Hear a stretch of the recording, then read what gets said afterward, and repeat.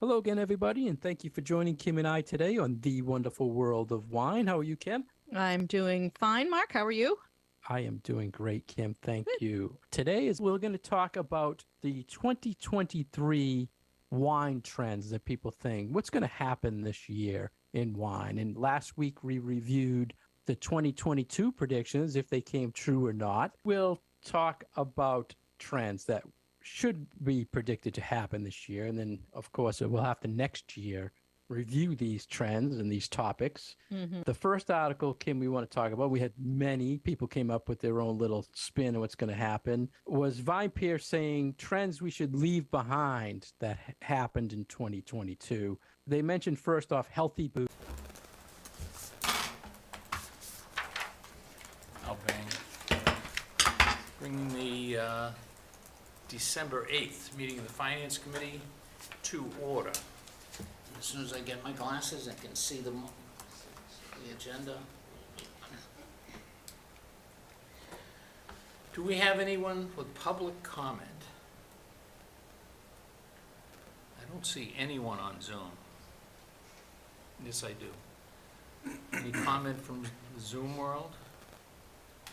No.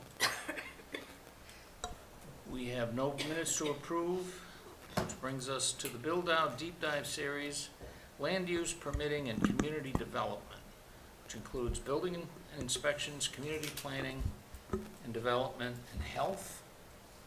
I missed that. Okay. Sure. Sorry, just on the minutes, so I sent them last week. Should I be copying someone else to get them on the agenda? I sent 3 sets of them last week. I just want to make sure. Yeah, Julie. Okay. Yep. Thank you. You bet. For this future one. I'll resend all of those plus tonight's all in one. That'd be great. So Thanks, that's Nicole. Appreciate that. Yep. Mr. Helen, would you like to introduce or whatever? Yeah, I think this might be the first time, Mr. Chairman, the Board of Health, inspections, planning, and conservation have ever had a deeper dive explanation of what they do outside of budget hearings before this committee. So it's long overdue, and they've got a PowerPoint presentation here. I've asked them to keep it to just generally their basic missions and strategic initiatives. All of these departments here, I believe, if I'm not mistaken, have a rare declaration most people don't realize, which is actually state law requires that these agencies exist. Much to the shock of most people, there's no law that says we have to have police or fire or other things, but we actually have to have a Board of Health and a public health agent and other things like that. So I'll pass it over to Amy and Gus. I'm not sure who's going first, although it looks like Gus. And so we'll start off with the building commissioner. Oh, he's even going to stand up. I think he's going to do a walk and talk. Vegas dance. Yeah. I can't sit down. And do Chairman this. of the board's over here already. Good evening, Mr. Chairman and members of the committee. My name is Gus Brown. I'm the building commissioner. I've been. Still. Is it on? There you go. Okay. There you go, Gus. Yeah. My name is Gus Brown. I'm the building commissioner for the town of Franklin. I've worked here for 25 years, which is something that went by in the blink of an eye. Thanks, Steve. But I'm proud to do it, and as I go through my presentation too, if you have any questions, please stop me in the middle. I don't mind answering How many them. hours did you put in this weekend? This weekend, there were over 25 phone calls from the police and fire department, and then Monday morning and Tuesday morning, Mr. Chairman, too, as well. But it was a tough weekend for cold weather, for sure, in buildings. But we got through it, and we'll continue to serve the public as best we can. Amy, could we go to the next slide? This is my staff. The only exception is the third one down is Tyler Paslasky. He's actually more with community planning than he is with me. He helps me out in the morning. He's got that great story that he started 3 days before he shut down for COVID, and he's still here. So he was He was my anchor. He was my wingman through all of this. Bernie Mullaney, my electrical inspector, he's second from the bottom. And Richie Canetta are my mechanical inspectors, or my mechanical inspector. They're still with me, and they're doing a great job, too. Those are their hiring dates, by the way. Richie is a cousin. Incredible. Yes. I went to his 80th birthday, I think 7 years ago. That would be accurate, yes. That would be accurate. think so. Is that 60 years? 50 years? 37? Yes. Yes, 60 years with us. And he was Next 60 slide. years. 60. Gonna be a hell of a retirement party, huh? We actually have to have a celebration for 60 years of service to the town. So these are my daily functions, or my strategic initiatives. What we do, basically, is we review and process residential and commercial building permits. That's the core of what we do. We also protect the health and welfare of occupants through our periodic inspections of multifamilies, restaurants, schools, public and private buildings. One of the biggest things that I do with my job, being the department head, is zoning interpretation and enforcement. We have a zoning, many zoning bylaws. I have a zoning book that is really the Bible of what we do. I also respond to fires and other emergencies. Next slide, Amy, please. This is our online system that was implemented June of 2019, and all I can say is thank God for Kate, who's here. She helped us get through. Jamie also was very instrumental in getting this off the ground, and this saved us during COVID. We get a lot less foot traffic. Our permit online is very seamless. Most people like it, and I always tell them, if I can do it, you can do it online. So it works out well for us. Next slide, please. Part of the process of what we do after we issue a building permit is we do field inspections. This is a new house foundation that's going in, or went in, up at Countryside Estates. Next slide, please. And the last slide here, and I'll take questions afterwards, is the process of installing a ground mount solar farm on Spring Street. I don't know if this is our largest ground mount array. I think it possibly is. And it's just about ready to be lit up, so to speak. And that's pretty much it on my presentation, and I'll take any questions that you have. That was too quick. We got a long line tonight. No. Figured there'd be plenty of questions about development. Yeah, that could be. I have a question. Sure. I heard, I don't know, it's a wives' tale or whatever, that back when they were building the houses on the north side of Oak Street, Toll Brothers, Yes.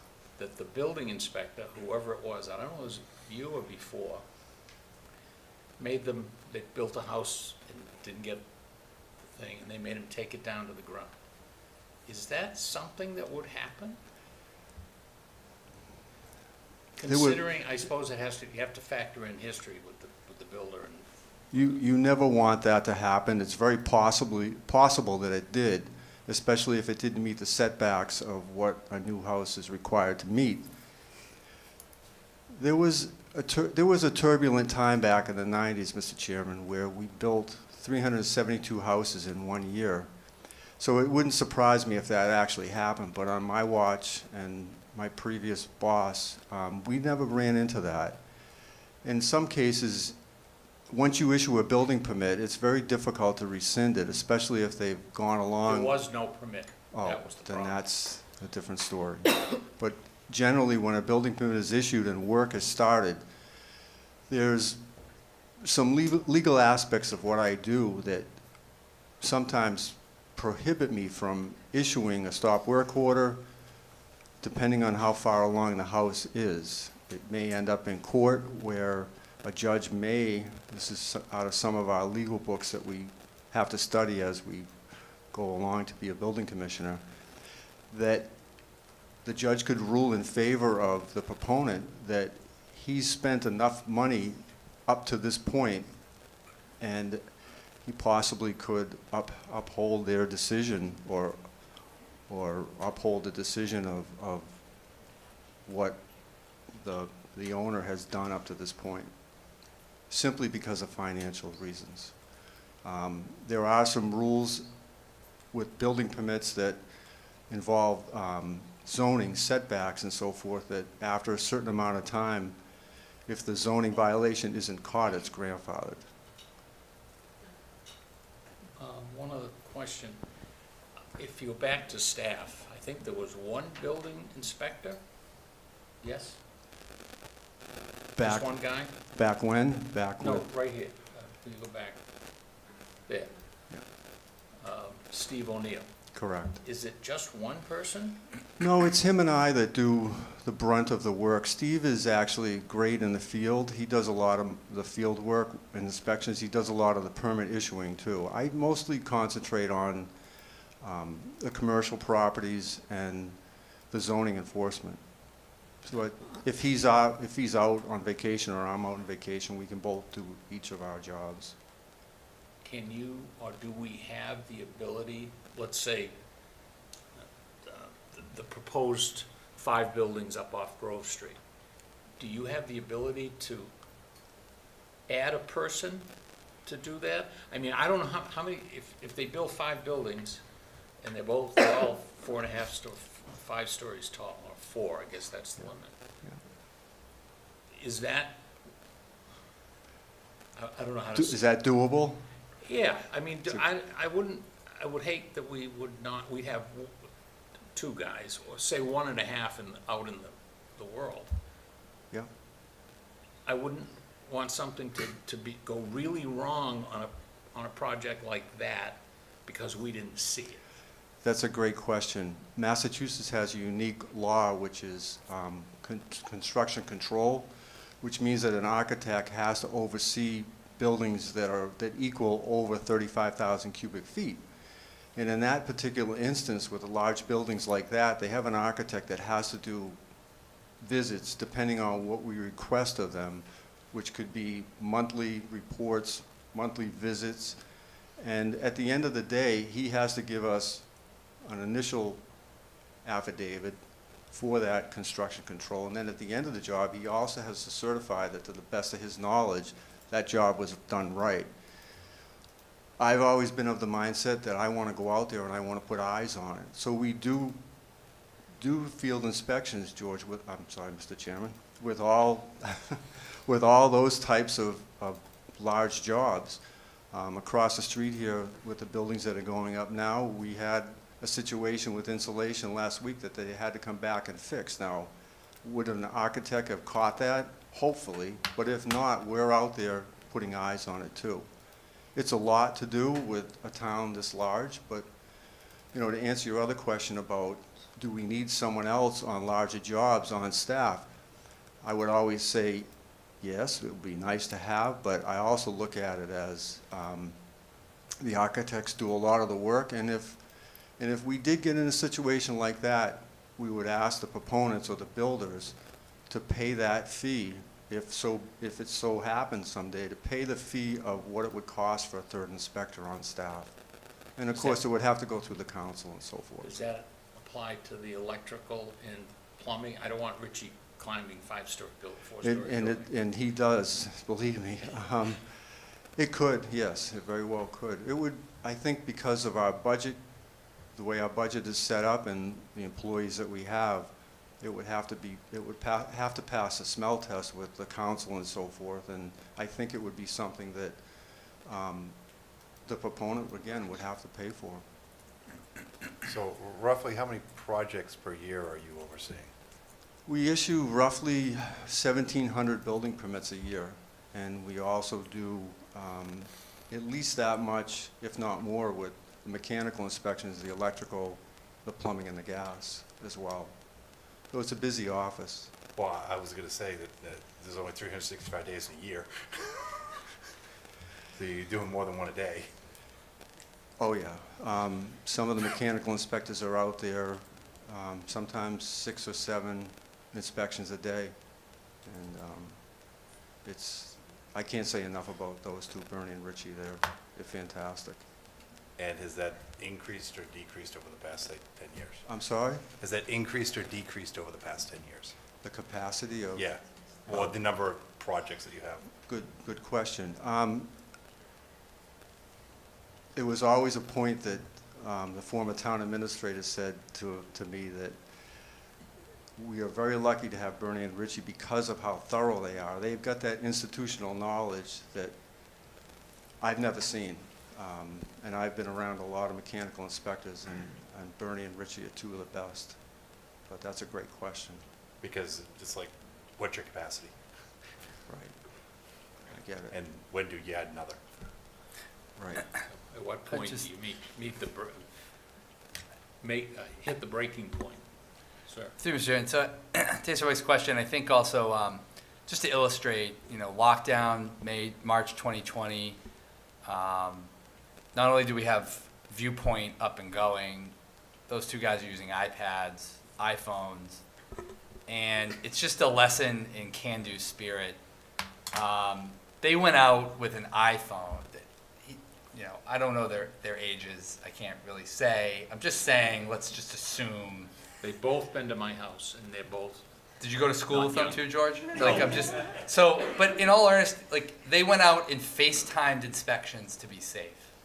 Revenue still came in. People's houses still continued to get inspected.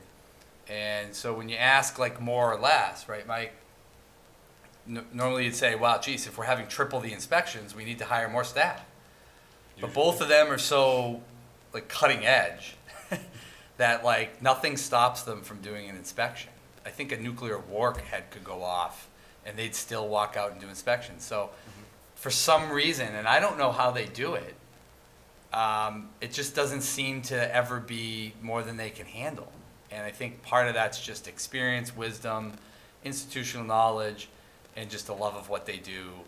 To the fact that I just still go back to the pandemic, they were high risk by every metric. Anything you want to talk about, they should not. And they still did them via iPhones. Oh, yeah.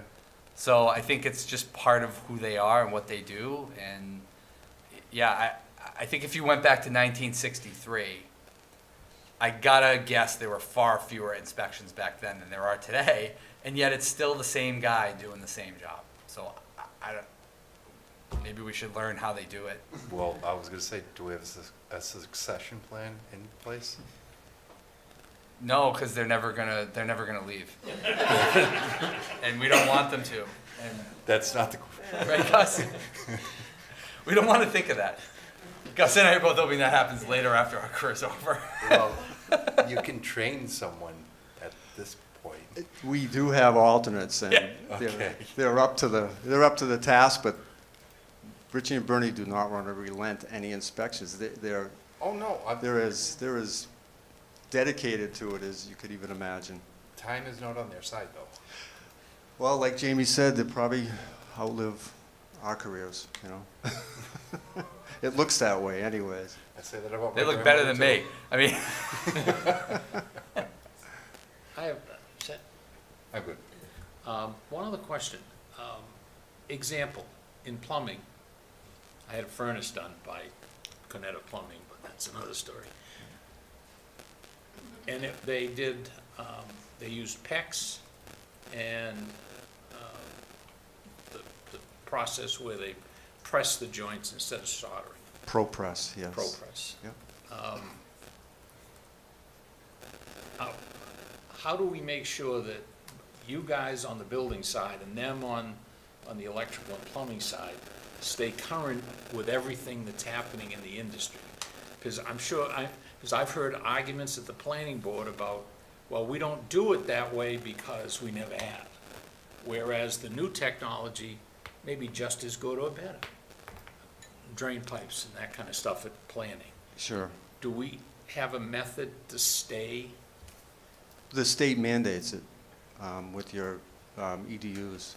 And I know Richie had just gone to school in Norwood, I think last week, and Bernie was out the other day doing the same thing. And we have 45 hours that we have to put in a year too.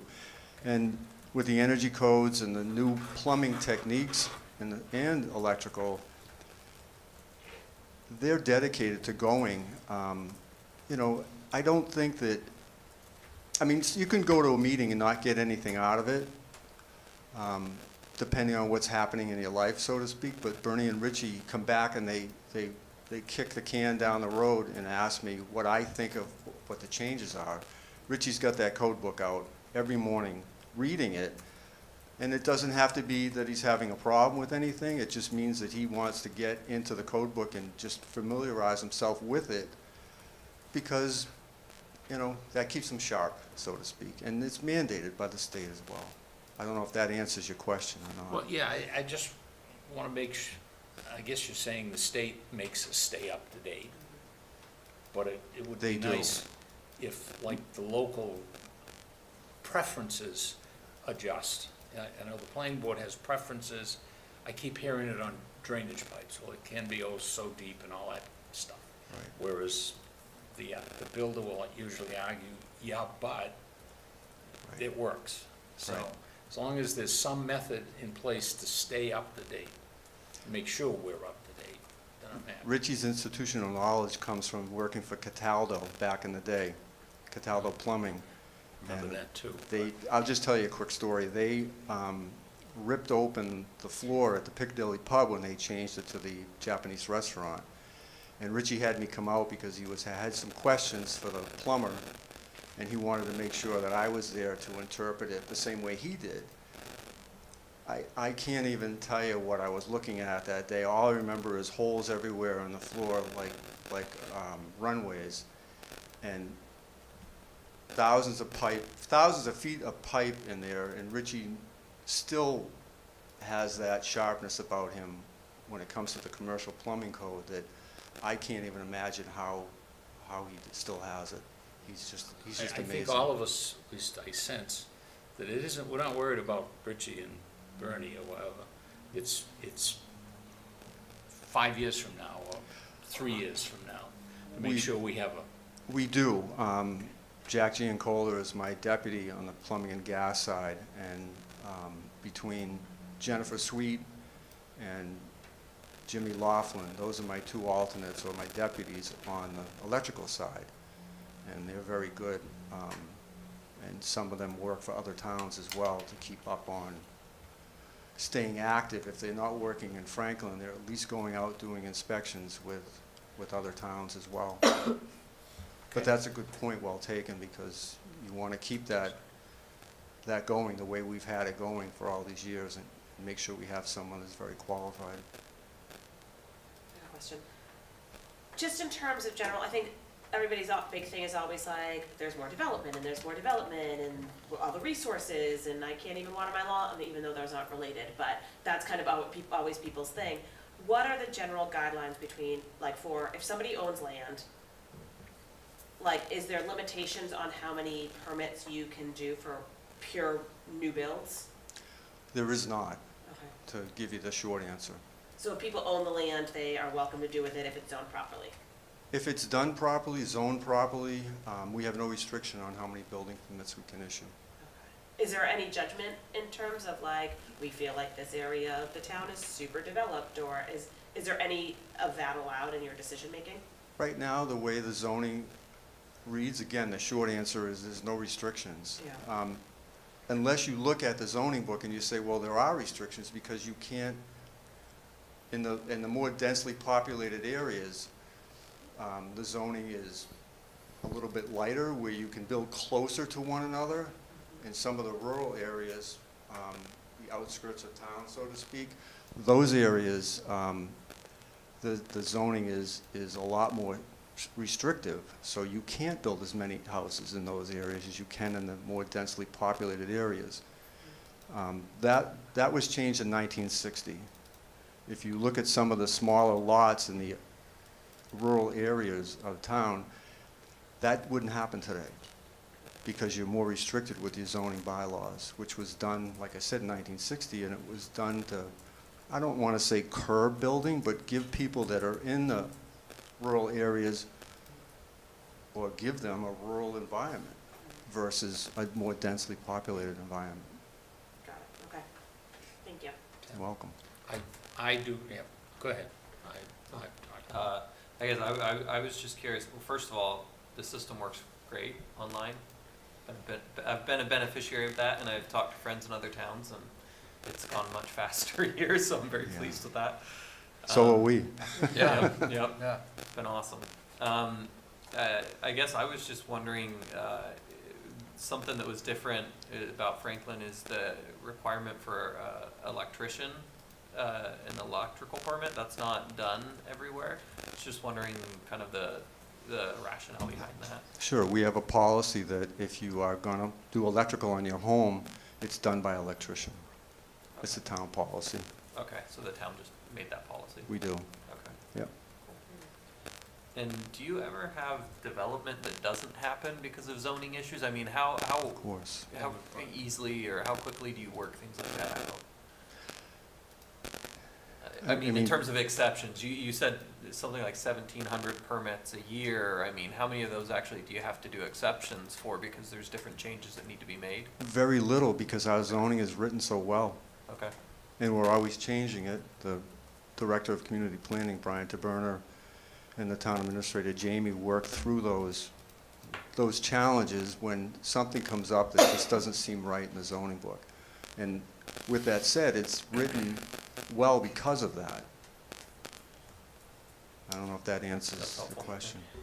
I'll just add one more thing that I will always say, because it's true, and if you go to other communities, you know, our form of government allows us to make those changes on a much more frequent basis as well. So we can be much more responsive to feedback from residents, customers, businesses who want to locate here.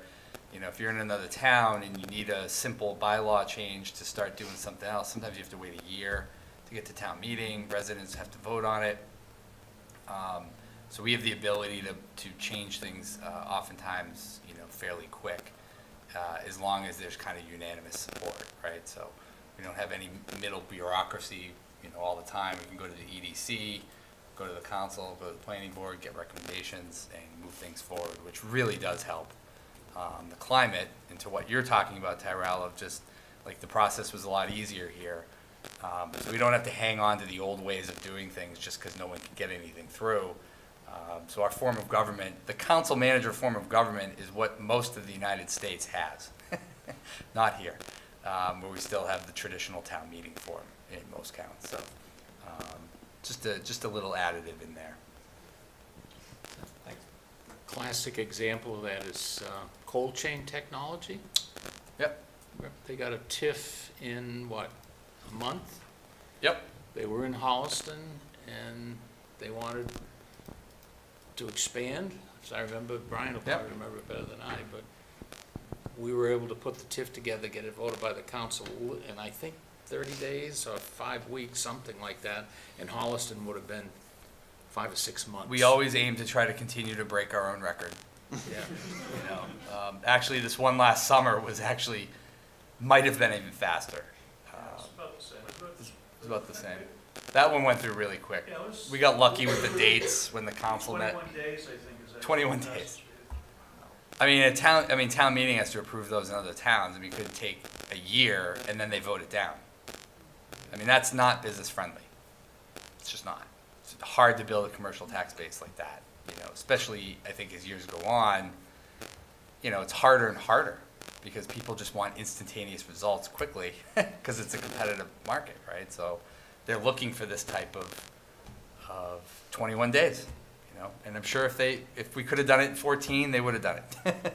So it's a big perk of our form of government. We're very lucky. Just one more comment.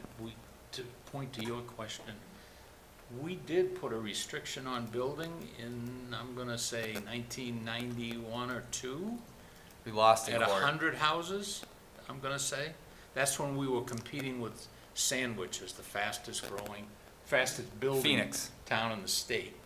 And then the brilliant idea was to, we'll allow 100, I think it was 100 permits a year, right? It was And still then in place when I got hired. It was.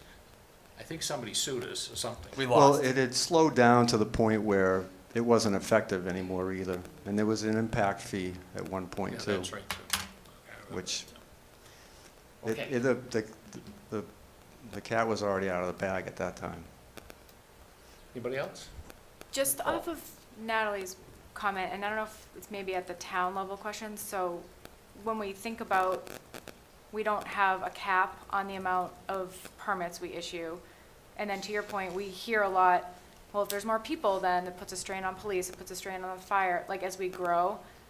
How at the town level do we balance, I mean, ideally, right, you're building more, you're getting more tax revenue, so you can hire more police officers at a very simplistic, but did we see that? Like, do we see that we are growing?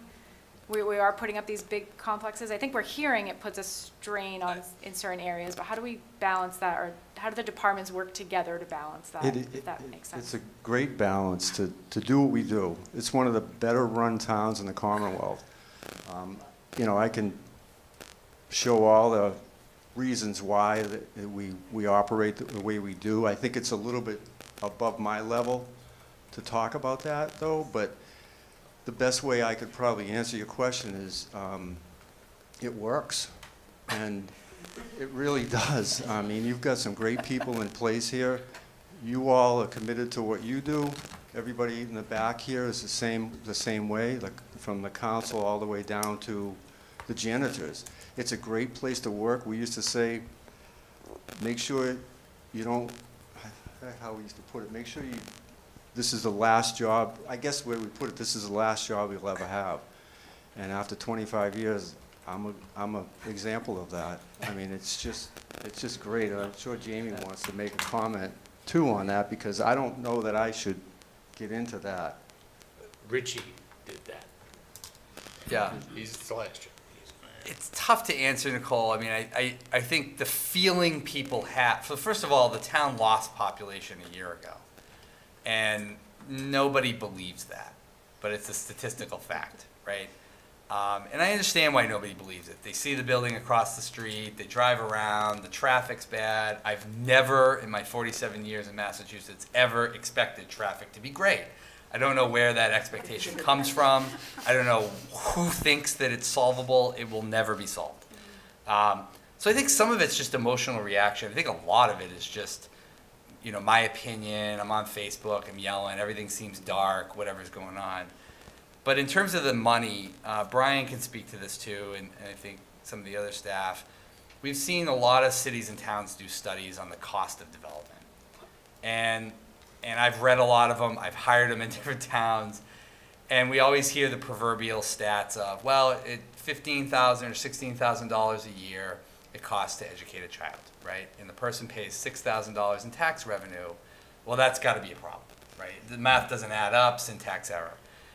And I don't know how to really fully explain it, other than it's just not apples to apples like that, you know?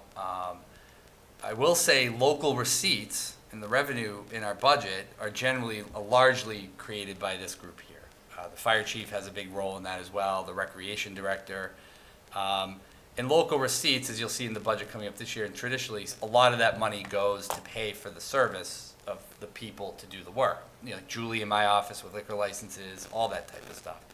So the local receipts formula kind of pays for itself, if you will. And then it gets really into the tax levy, you know, and I think, as you all know, new growth is a factor of revenue. The tax levy can only go up 2.5%. I've read a lot of reports, a lot of taxpayer foundations, all these groups that try to put out these numbers. And I just don't ever think it's like, unless you're paying for a service from one of these departments, oh, I'm paying for my fee, my building permit, my occupancy permit, my food inspectional permit. Those are costs for service, right? It's $100 to do this. Ginny goes out, inspects it, you know, breaks kind of even for the cost of service. But beyond that, you know, I think there is a lot of rhetoric that goes around, Nicole, just like, oh, we're growing, the population's going up, how does this not pay for things? You know, it really is an imperfect science, and I shouldn't say this and I shouldn't give up, but I've read so many of these studies, I just come out on the other end going, why are we doing these? One of the benefits of Franklin that we do differently than every other town, which is what Gus says about management, all revenue goes to the general fund. If you go to a lot of other communities, the recreation department is elected, and they keep their own money, and they hire and fire their own staff. The town manager doesn't get to have any say in that, and you get like a lot of little rogue committees kind of running off doing their own things, hogging money. Building commissioners in a lot of other communities, they try to keep all the money for their own staff somehow, right? And one of the things Jeff did really, really well for this town, it's probably one of the top 10 things he ever set the course with, was it's not the building commissioner's money or Kathy Liberty's money or Brian's money, it's the town of Franklin's money, right? And there are a couple minor exceptions to those things, like school fees, but having all those revenues come in, having surplus property come into the general fund, all of it is there to support everybody. So that's why you get a budget every year that kind of shows the revenue pie and the expenditures, but we don't have to break things up into 50 stabilization accounts, revolving funds, or this. It all goes into the same pot, and we all work collaboratively to expend it. So, didn't answer your question, but No, you did. directly. I think it's but important that people, because there is a lot of that out there, whether it's, and it's not necessarily apples to apples, so I think Yeah. it's good for people to hear Yeah. the explanation and reaffirmation that it's not just a big building's going up, so all of a sudden, we don't have enough firefighters. It's certainly not Right. that, and it's bigger than that. So I But think to it's that, important for them but to hear. that point, but you are right. Like, there's different phases, right? So a housing development comes on and may permit, say, 30 homes. They don't build all 30 homes like monopoly homes. It takes 10 years. So at different stages in the process, revenues come in to pay for those inspectional services or whatever. Some of it's new growth, and then some of it just becomes the property value the next year. So it's a very long, Kevin, the assessor, should be here too to talk about this stuff, but when the revenue comes in at different points during a development. And so what we try to do, and you'll see this in the budget this year, for example, paramedic calls are through the roof. They're gonna break not only their mutual aid calls this year, but their total call volume. So you're likely to see in the budget proposal additional paramedics to meet that. So to Gus's point, it's then incumbent upon all of us to evaluate all those competing priorities for where the demand is and where people are saying, geez, we're calling the ambulance a lot. Well, we gotta hire more people to do that, right? Fortunately, we don't have to hire Bernie and Richie because they just seem to do it all themselves, but those are rare circumstances where we wouldn't necessarily grow with more people or more building. Thank you. Okay. And I thought it was gonna be a short meeting. Are you set now, sir? I'm good. Yeah. Thank you very Thank much. you. It was Thanks. my pleasure. We'll see you next year, same time, same. I'll look forward to it. See the budget. The next guest, come on down.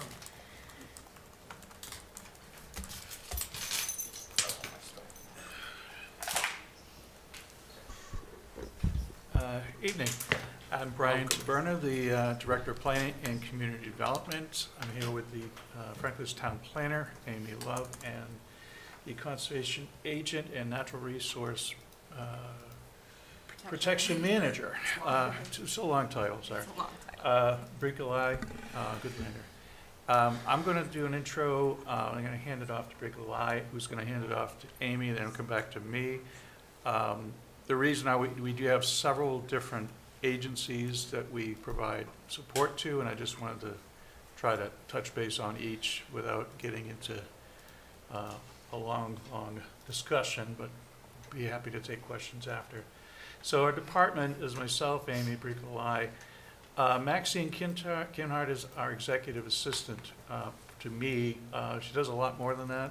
She actually provides the technical administrative support to the Municipal Housing Trust and the Design Review Commission, among other things. Tyler Paslowski, I'm going to claim him back from Gus. He's been there before tonight.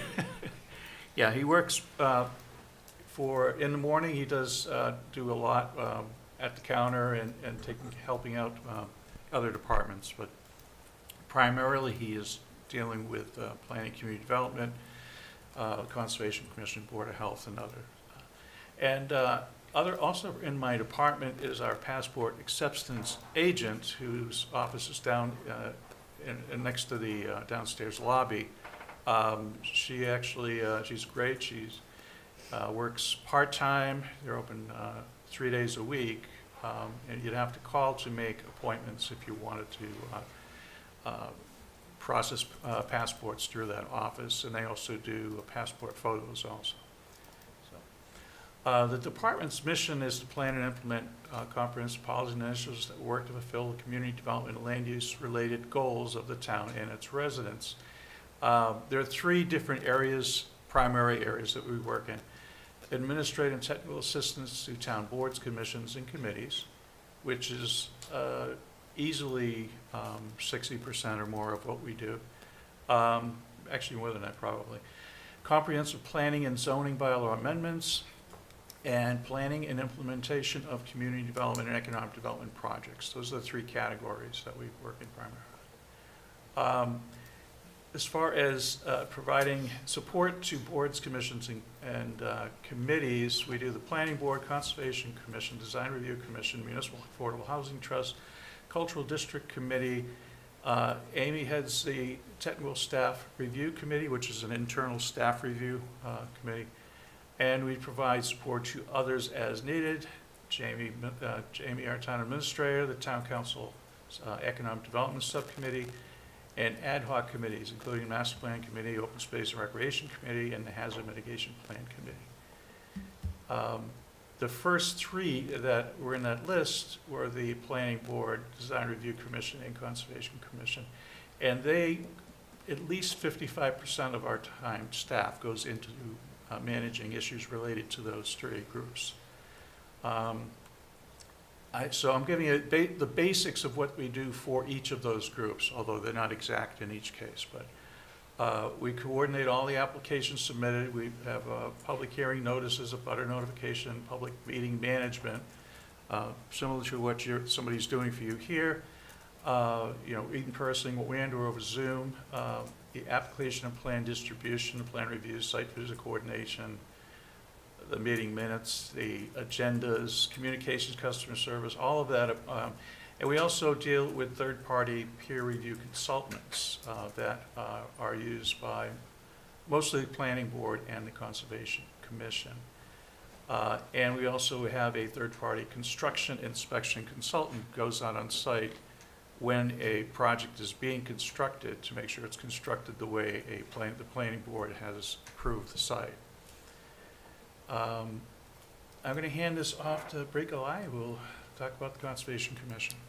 Hi, everybody. So, as Brian mentioned, I am Bree Galai Goodlander. I'm the Conservation Agent and Natural Resource Protection Manager from the town.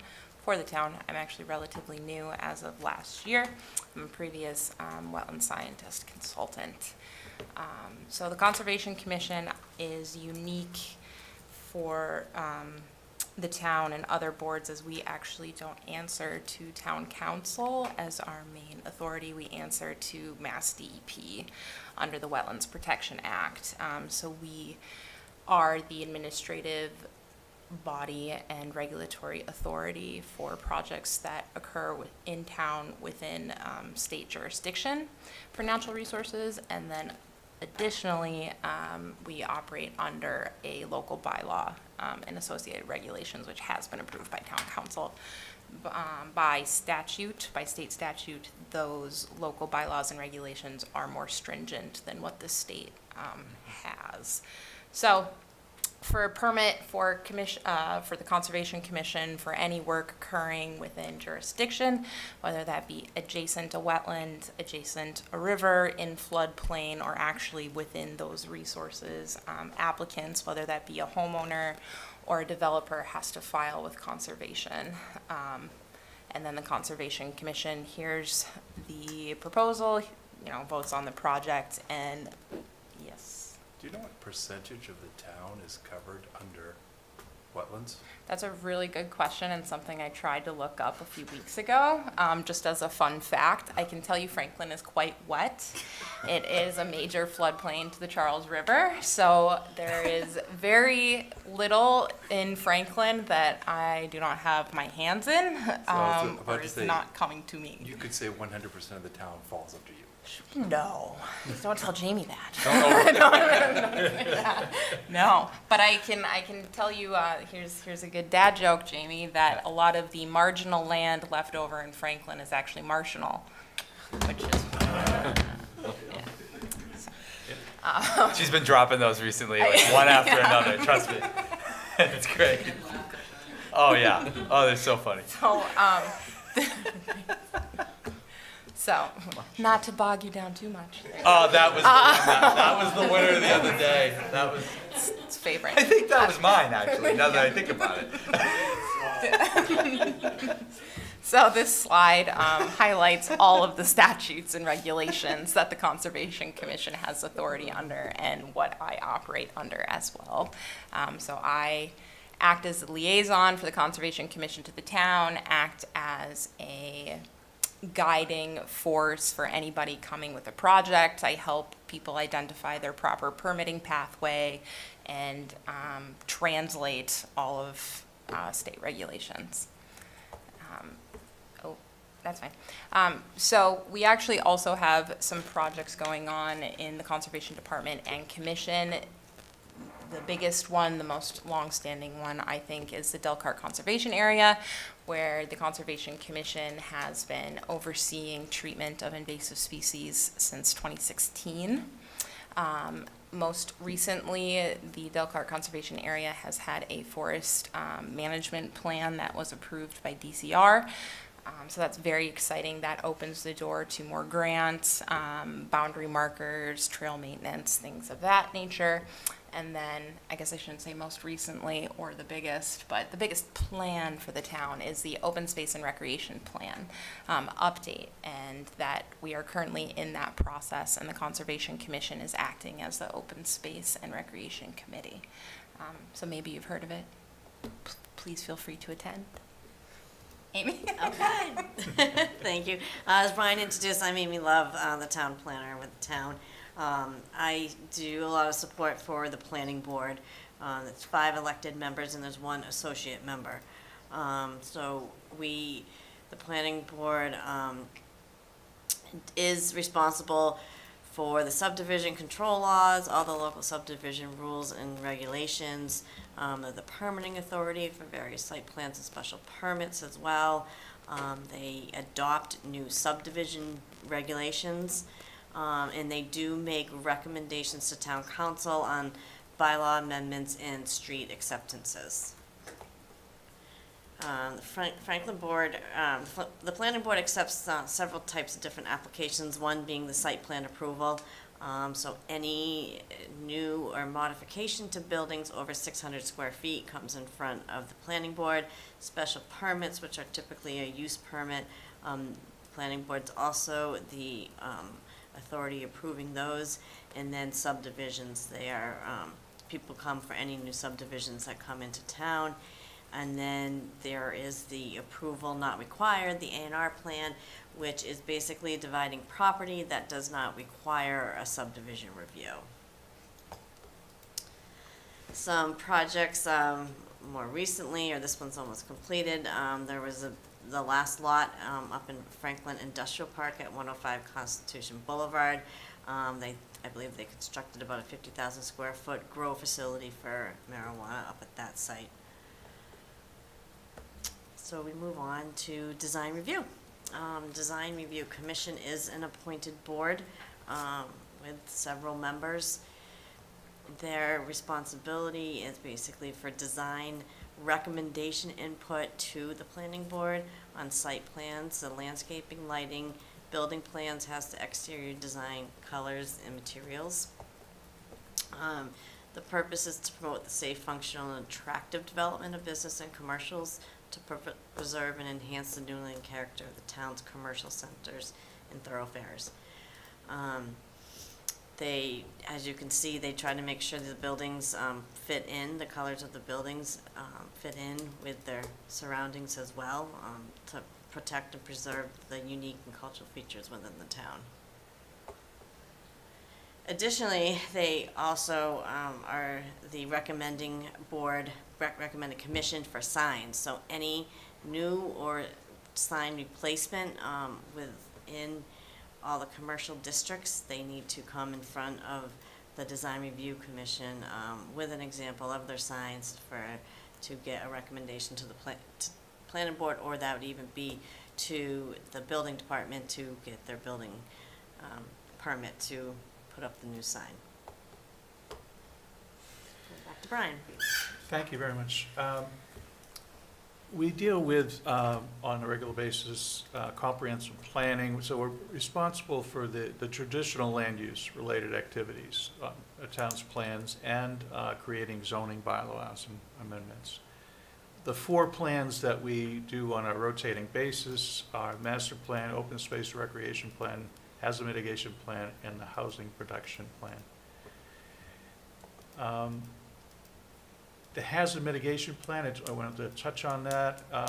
It was approved, the last one, update, we worked on it for a couple of years.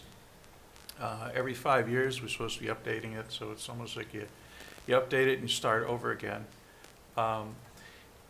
It was approved by FEMA in January 2021, so we'll be needing to work on it again by 2024. The goals of that plan are integrated into other plans, for instance, the master plan and the open space plan and things of that nature. I wanted to talk really quickly on municipal vulnerability preparedness. We did a workshop a few years ago, and that was focused on identifying risks from climate change and developing resilient strategies. We worked with Bellingham, 2 communities together, had a workshop, which is input from that actually goes into the hazard mitigation plan. Some zoning bylaws that we're working on right now, inclusionary zoning and one on housing density. We're working on that right now. And we have a couple of zoning bylaw changes that better define the zoning districts by following parcel lines, opposed to having several parcels within multiple zoning districts. We like to try to get them all into one district. Those are just examples. Ongoing, as Gus mentioned, as changes are needed, when we identify something that needs to be changed, the process is fairly quickly implemented and completed. So the master plan was developed, it was completed in 2013. I won't bore you too much, but there are all those different things listed there are called elements or sections of master plan, land use, open space, recreation, whatever. It has a goals and policies section to start off with. It kind of sets the tone on what the town wants to see in the future. And then at the end is an implementation plan. And that's a summary of the goals, objectives, and proposed actions taken from the other elements. The master plan update committee, every time we go to update one, we create that. The town council recently voted to establish the committee, and we'll be working on that in the coming months. So these are just a few bullets on community and economic development related projects we work on, business recruitment and expansion. Tax increment financing was mentioned. Cultural economic development is an issue that we started working on probably 10 years ago now. Downtown revitalization for the last 20 years has been a priority of the town. And it's come a long way. If you were here 20 years ago, I wasn't, but I've been here 15 years, and there's been huge improvements in that time in the downtown area. Part of that was, more recently we did a foundational market analysis and a market positions summary, so we could know where we want to go, what the type of development we want to attract in the downtown and surrounding areas. Last year we did a Franklin for All zoning assessment, which were the recommendations for that are being worked on right now, some of them anyway. And we also work on brownfield cleanup redevelopment projects. So there's a picture of one of the festivals that happened a couple of years ago. I want to note that the Department of Planning and Community Development Director, it has a permanent spot on the downtown partnership, Franklin Downtown Partnership Board. So I'm a board member. Whoever takes my place will be a board member. and it has a good tie to that organization, which was created to revitalize downtown. That was the reason for it. So the Cultural District was created several years back, and there is a Cultural District Committee that we provide staff support and technical assistance to. Pandora Carlucci and Roberta Trahan are co-chairs right now. By the way, we have a couple of vacant positions if anybody's interested. That group provides oversight and management of the Franklin Cultural District. They assure the town meets the requirements of the Cultural District to continue to have the status of a cultural district. We work to implement the specific goals of our cultural district, which need to line up with the state-sponsored cultural district goals. And I'm going to just name them out because I think they're very important to note. Attract artists and cultural enterprise, encourage business and job development, establish the district as a tourist destination, preserve and reuse historic buildings, enhance property values, and foster local cultural development. They have their hands full, and there are other organizations, even town organizations, working in cultural issues. The Cultural District Committee works on the Franklin Cultural District area only. That's their focus area and what they try to do. Okay. This is just the project that never goes away. I thought I'd just show a slide on it. The former New Style property on Grove Street. The town took 2 properties as tax titles a long time ago. Back in 1970, before we were stuck with the property, that's what it looked like. It was a manufacturing complex, essentially, of several different properties. We ended up taking 2 of them, and the others stayed in the hands of the family that owned the property. The big building on the bottom there on the right side, that a main mill has been demolished. The town did that in 2012. In the back of that is a small building in white that has totally collapsed in on itself, and it needs to be cleaned up. So the town, what we need to do right now is demolish the building, do some environmental assessment work, and some site remediation. We have some money to restart the process right now. We have applied for $500,000 from the EPA. We don't know if we'll get it, but either way, we'll continue pursuing funding to get that place cleaned up finally.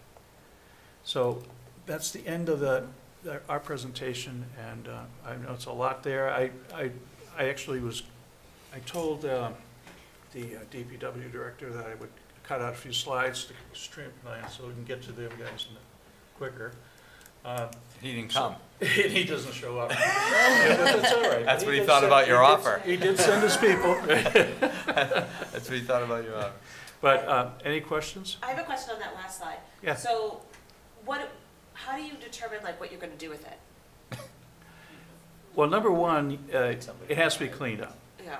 Right. After the fact, I don't care what happens to it. It can be redeveloped somehow. We actually, I've been playing with concepts of using our property as access to backlands to develop a commercial or industrial type of development. There's a lot of things that can be done with it, but unless you clean it, nobody's going to want it. We could put $500,000 into it right now and then not be able to sell it for $1,000.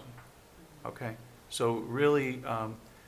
The ideal situation, have somebody else do the cleanup and give them the property. We tried that a few years ago, and it was, we had agreements, and it fell through because they did not start the cleanup, and so it ended up back in our hands.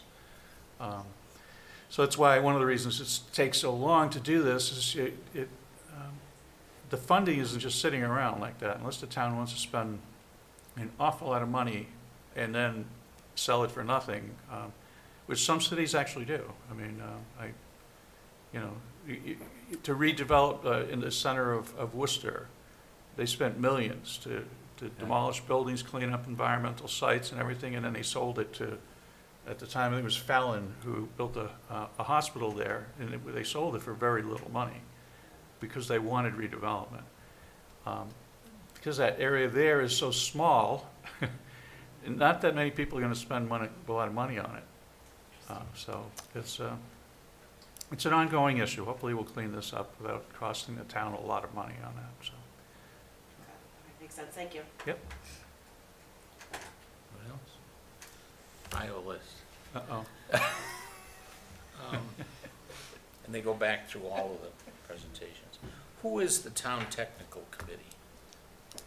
The technical review committee Yeah. are people from each department. The three people sitting here, Jamie, Gus, Kathy, that's about 2/3 of the committee, The actually. town attorney is also there and the fire chief. The fire chief, yeah.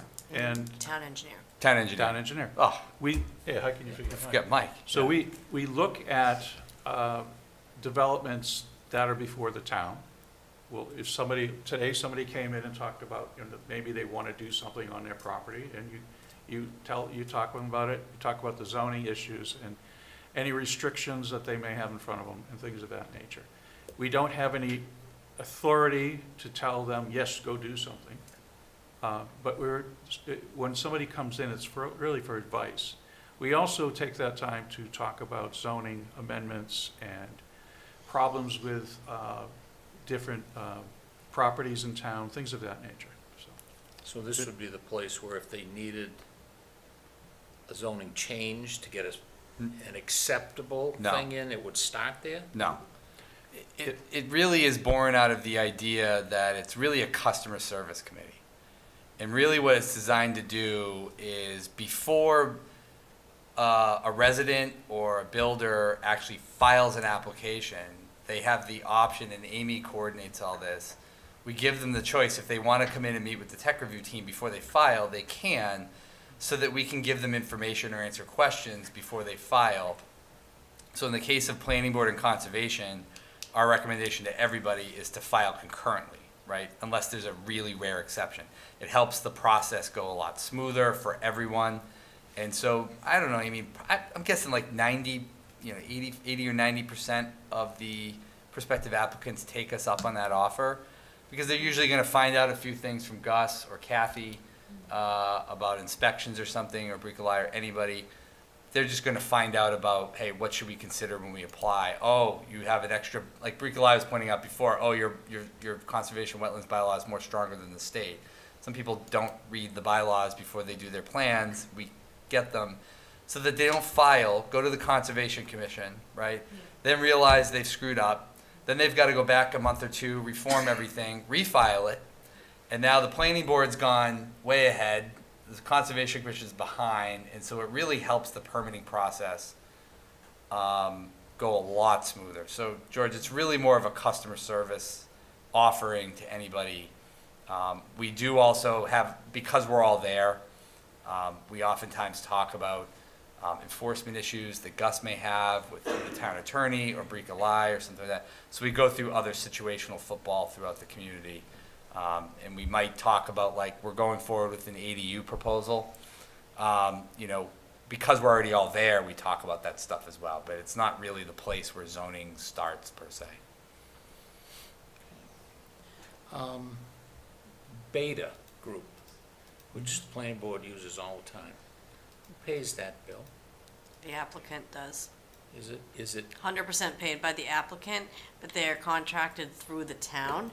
So the applicant actually pays the town, and then we process the invoices to pay Beta. And is it,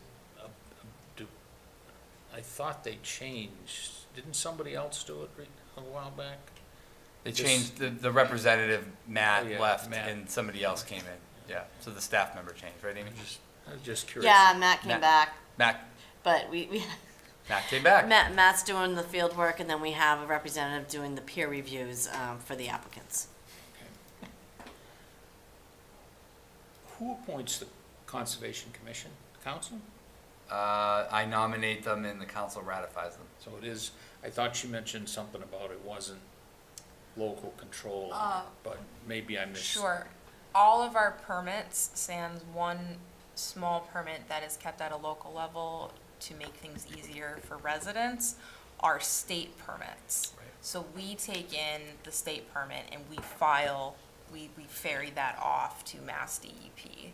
So even, we are still held to the state regulations and state statutes. That's who we answer to. So, for example, myself as a conservation agent, I'm in constant contact with the chief deputy for Central Region Mass DEP, Wetlands and Waterways. So they do their own site visits of projects. We do site visits together. We look at projects. We delineate. So it's a joint effort. Is there an appeal process? For DEP, yes. So if the Conservation Commission makes a determination for a permit application where they believe that it's usually when they say no, nobody appeals when they say yes, really. Not developers anyways. Could a neighbor appeal when you say yes? Could a neighbor appeal? Yes, there is a 21-day appeal period for any decision made by the Conservation Commission, whether it's a negative determination, which means it's actually a permit approval. So a negative determination meaning there is no adverse impact to water resources, or a positive determination. But for a developer wanting to appeal a positive determination by the Conservation Commission, they would then have to go to DEP, and then there's an appeal process through that. Okay. Somebody else? Okay. In the planning board, there was a site plan required for 600 square feet. That's this half of this room. So the 600. That just seems, I think, if I counted the tiles right, it's from the TV over, is 600 feet. That, to me, and you require a site plan or a limited site plan? So I mean, site plans aren't cheap. So I'm just wondering. So from 600 square feet, that's what triggers a site plan. Up to 5,000 square feet is your limited site plan. So the limited site plans don't require a public hearing, they don't require a abutter notification, and they most of the time don't even require a beta review. Most of the time between myself and the town engineer, we review those limited site plans. So your full site plan starts at 5,000 plus square feet. Okay, it just seemed really small. I mean, my house is 2,100 feet. Really? Okay. Can I clarify one thing? If somebody were to build a house, single family or duplex, that does not apply to this at all.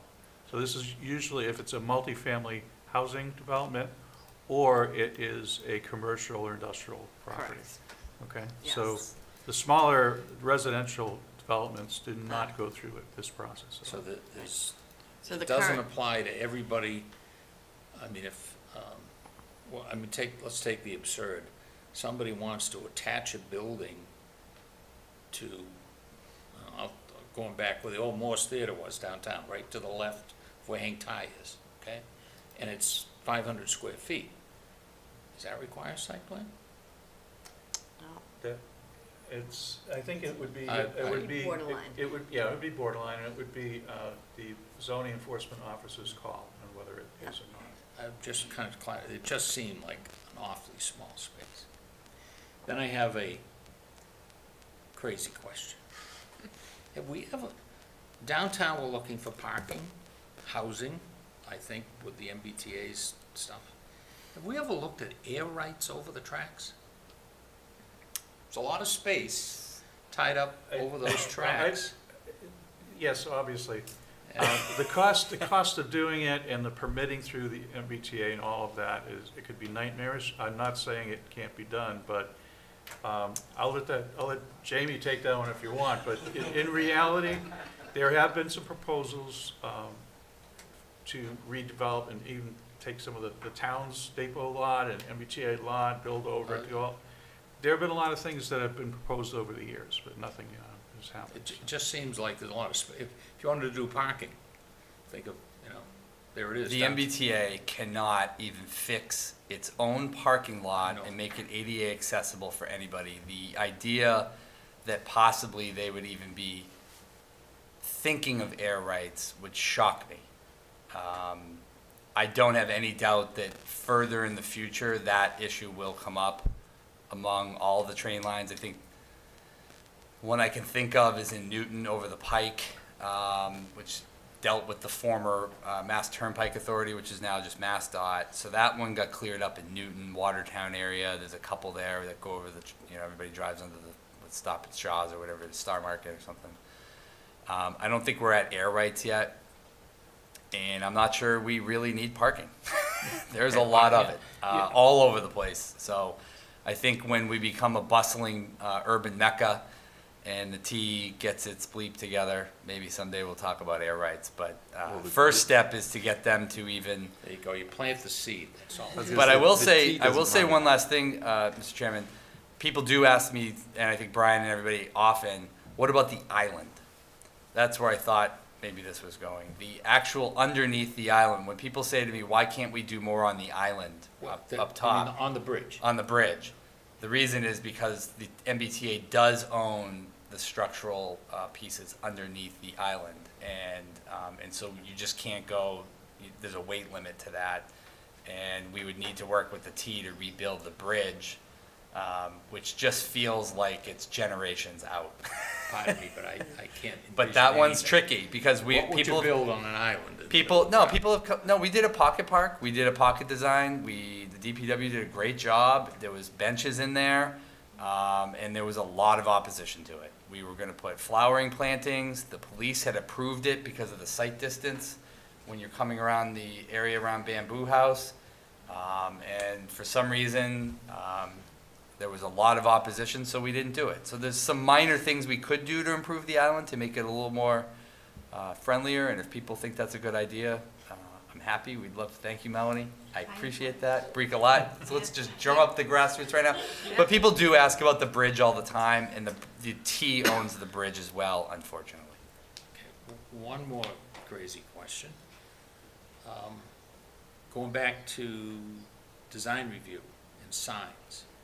I think we're the only town in this area that doesn't allow a local business to use an electronic sign. Mm-hmm. Example, when the previous owners here at of the alumni, they want to do an electronic sign out there just to put up a menu and stuff.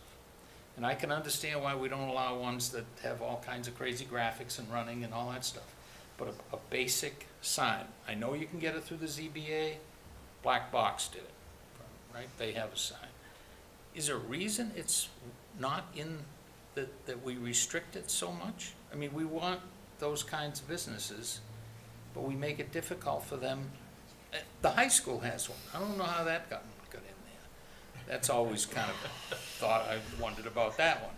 But is there a reason we have not done it, or just is there some big objection? Maybe that's ECD. I don't know. Can address the high school first. The zoning bylaw does not apply to government property, so that's one of the reasons right there. Well, all right, that'll bring up my next question.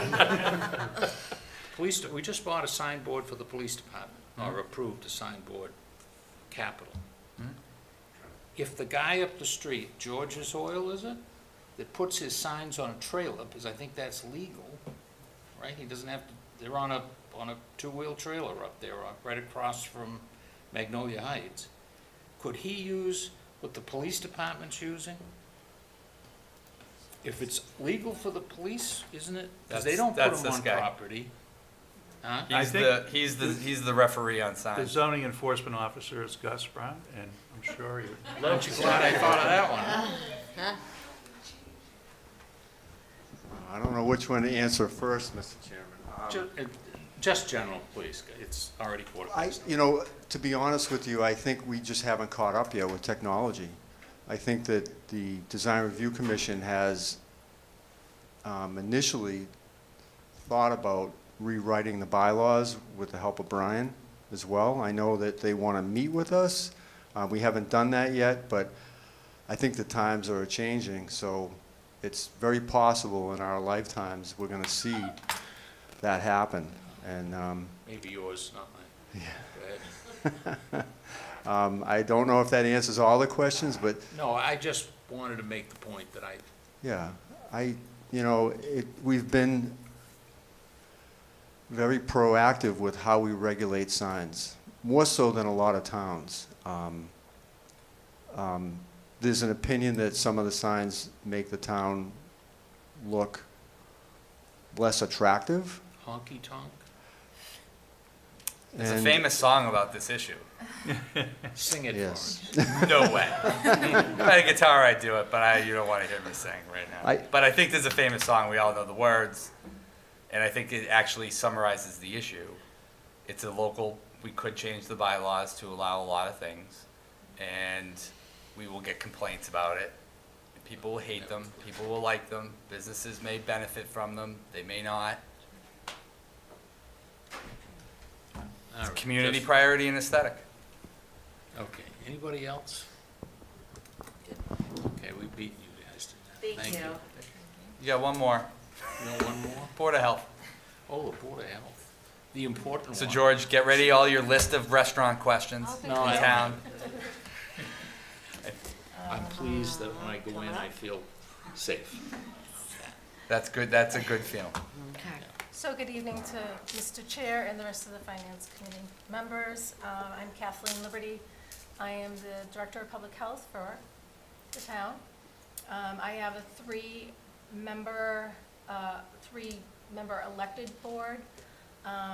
Very interesting about board members, there are 351 towns and cities in the state of Massachusetts, and all of them have a Board of Health. It all depends on, they could be appointed, elected, there could be 7, 5, 3 members. So here in Franklin, we have an election every 2 years, and they're a policy-making board, very powerful board. I also have a great staff, Jenny McNeil, our health agent, Alicia Deptula, our public health nurse, going on year 2 here. Cassia Monterio, she's our epidemiologist. John Robertson is our regional inspector. And we have an administrative assistant position open. I'd like to just have this a minute and 53-second video played, but I'm not seeing Is it the- gonna, I'm not, no, wait. Where's the boot? Oh, what? Amy! Is this it? Want to skip over, skip the ad. There you go. Sorry about that. Okay, here we go. That's all right.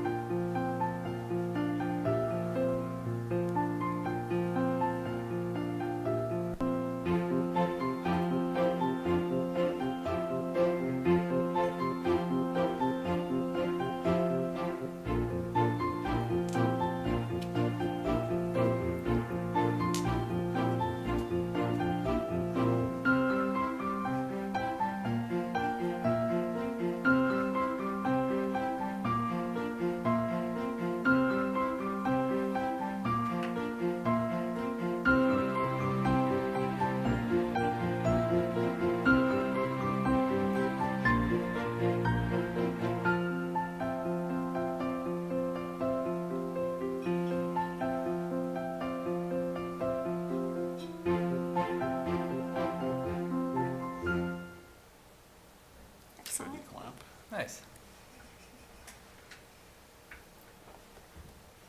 And so while we're going to the next slide, I just want to bring up the mission of the Board of Health is to protect the public's health.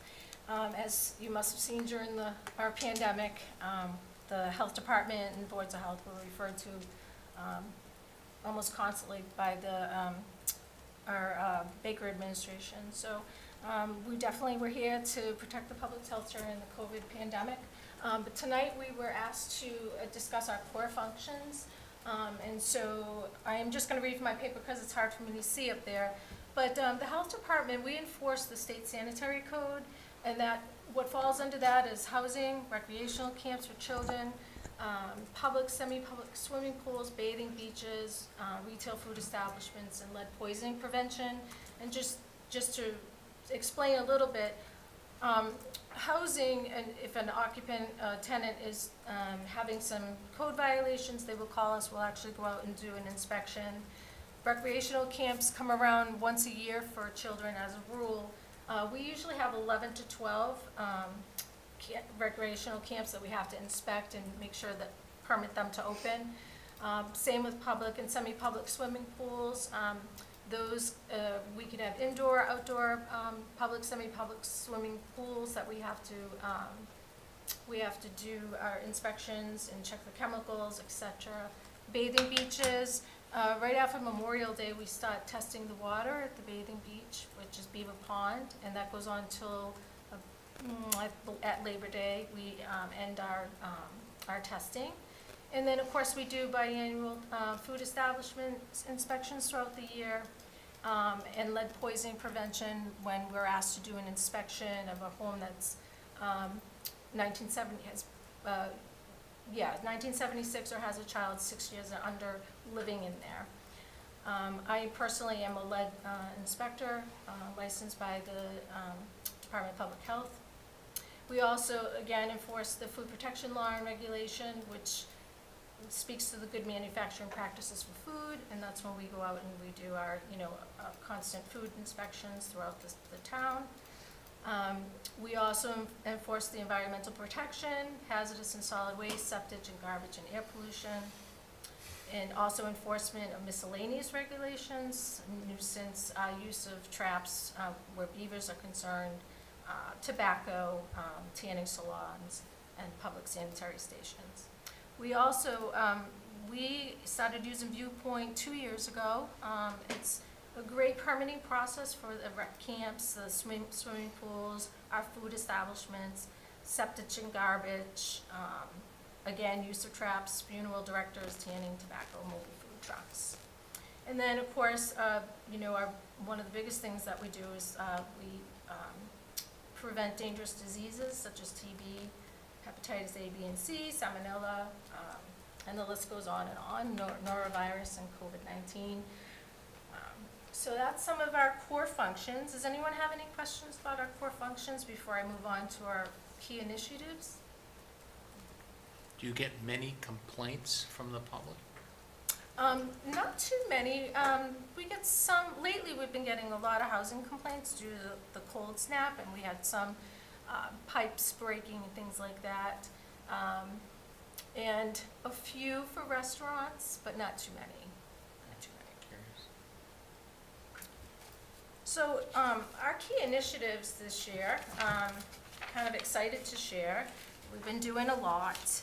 And I think one of the most rewarding is we partnered with the DPW facilities and the school food manager, and we implemented a food waste diversion program at our Sullivan Middle School, and it's actually doing wonderful. It made the news, and so we're very proud of that.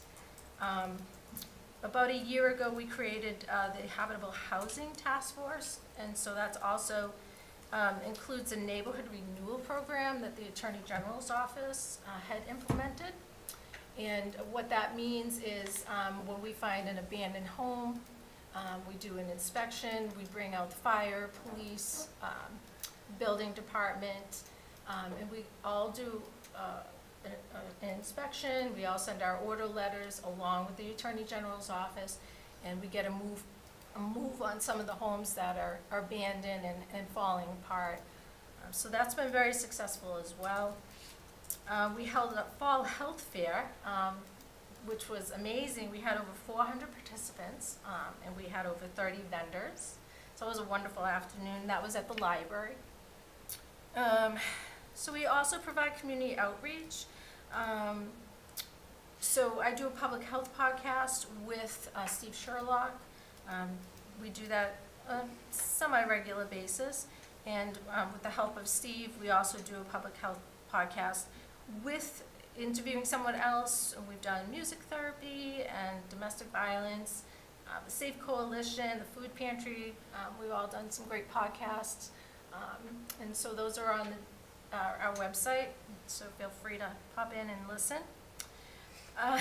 So we also implement a food establishment hosting inspectional software, which is wonderful for us because before we used to just write our inspection reports, and now we can do them on a laptop or a iPad. It helps with inspection time. It decreases our time that we're out in the field, and it's a lot more professional and efficient way to do our inspections. Our epidemiologist has created a healthcare resource and services map that's located on our website. It's a great tool for the community. We continue to highlight the COVID-19 cases dashboard. I think now it's more looking at what was and what is. We also can look at the cases per age, and so we're still seeing the highest cases are the ages 50 to 64, and beneath that is 30 years to 49 years old. Cases per month in January 22, we had 1,751 cases. January 23, 141. Of course, a lot of those cases aren't reported because of the self-testing kits, but still that's quite a range. So with our public health nurse, her involvement with the health department, we were able to enroll in the DPH Vaccine for Children program, and we received free flu vaccines for children, youth 18 and under who are underinsured or have no insurance. So this is wonderful. And with that, we held multiple vaccine clinics for COVID-19 booster vaccine and the flu vaccine. All the clinics were held at the senior center. And for the COVID-19 boosters, we actually vaccinated 654 children ages 5 to 12. And for our flu, we vaccinated approximately 70 people.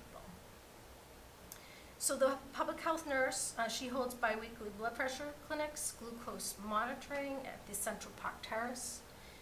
We've also partnered with the food pantry for the mobile truck to go to the Central Park Terrace monthly to provide protein and shelf-stable food. She also participates in the Student Health and Wellness Advisory Council. She holds multiple trainings such as Stop the Bleed, First Aid, Medical Emergencies, and Communicable Disease and CPR for municipal staff and for seniors and for any residents that want to sign up. She does weekly home visits, medication management, blood pressure, and glucose monitoring as well. And she also, what I forgot to put up here, one of her biggest jobs is to monitor communicable diseases. And take, for instance, if we have a TB communicable disease, she actually has to go out and do a daily observation therapy 5 days a week for 9 months. And so it's can add a lot to her schedule, along with if she has Lyme, norovirus, flu, those type of things, she has to actually communicate with the person who has the communicable disease. So we're very happy to have her, and she adds a lot to our Board of Health key initiatives. And I think that's all I have. It's more than I thought. Questions? I didn't make the list for you. Sorry. That's all right. She's- I worked she's in the thrilled. shadows anyways. We thought the restaurant list was coming, George, you know. It's funny though, nice to see a face, because Thank you. I hear the name, but I had never seen the face. Which I suppose is good, you know, for a lot of reasons. Right. You know, so. Yep. What's amazing is, you know, there was really not a lot of mentioning of pandemics, and a large portion of Kathy's time since she's been here was obviously dealing with the pandemic, and I think I speak for all of us. Not quite sure what we would have done without her. She calm, professional, everything throughout that entire madness. Her and the Board of Health staff did a phenomenal job, and it's nice to actually see, I know I brought it up, but it's nice to see a presentation about and have your response be, I didn't know that's all you did. I mean, it's a lot of stuff. Clinics, fairs, lots of outreach. So it's great to have Kathy's leadership here. Well, I think that's one of the prime reasons we do these deep dives. Right. A lot of people have learned a lot of things about what goes on in this town that they didn't know happen. I just wish we have the chairman of the council on, but only one other person, I think. Melanie's back there. Oh, I know, but Oh. Tom Mercer Oh, was on there. the Zoom, I see. Yeah. So, no questions? Is that? Thank you. Thank you very much. Thank you. Thank you all for the Great updates. enlightening. I don't, do you need the projector, Kate, Derek? Yes. Okay. Thanks, Andy. Oh, you want- Thanks, everybody. All right, we do have stormwater, don't we? You got one last issue. So through you, Mr. Chairman, so the council, I know you were watching, had a discussion on stormwater credits. This is how you save money on your forthcoming stormwater utility fee.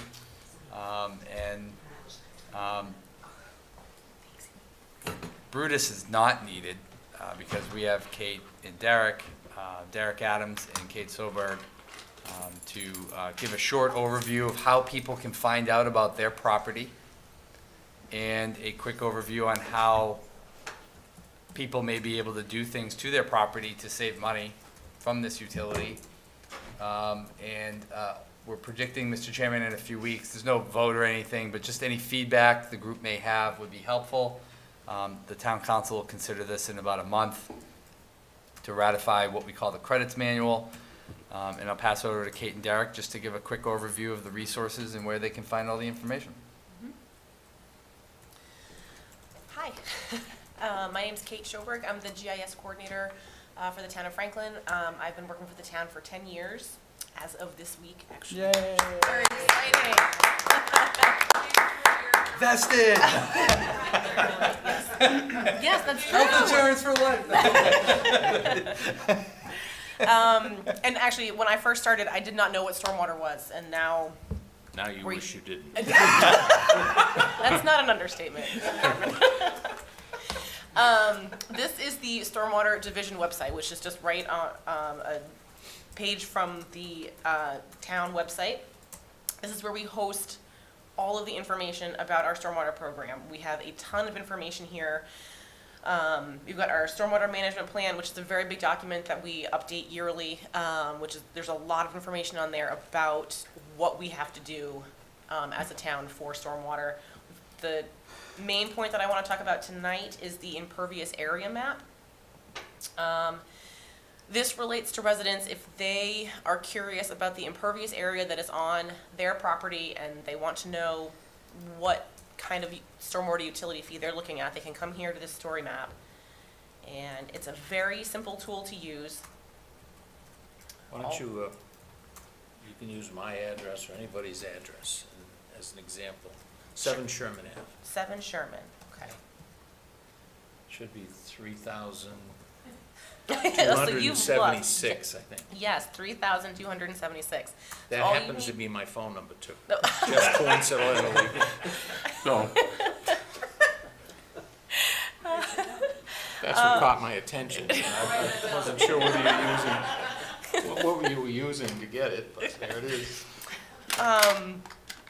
You can either type in your address into this little bar, or you can just zoom to the area of town that you live in. And when you find your property and you zoom in, everything that's in red is considered impervious area, and it will show how many square feet of impervious area you have. So in this situation, it's 3,276 square feet, which is 3 billing units. So it's a very simple tool to use. We also have, there's a lot of information here in general, just on the utility, some background on stormwater in general, what the town has been doing relating to stormwater over the last decade. It's a really great resource and a really, it's an important resource. It's very dense, but almost any question you have can be answered through here. So that's our impervious area map. So what does the impervious area tell you? That is how we're basing the utility fee. So various properties. Some properties have a very small amount of impervious area. It's basically your house, your driveway. Some properties in town are much larger, so they'll pay a larger stormwater utility fee.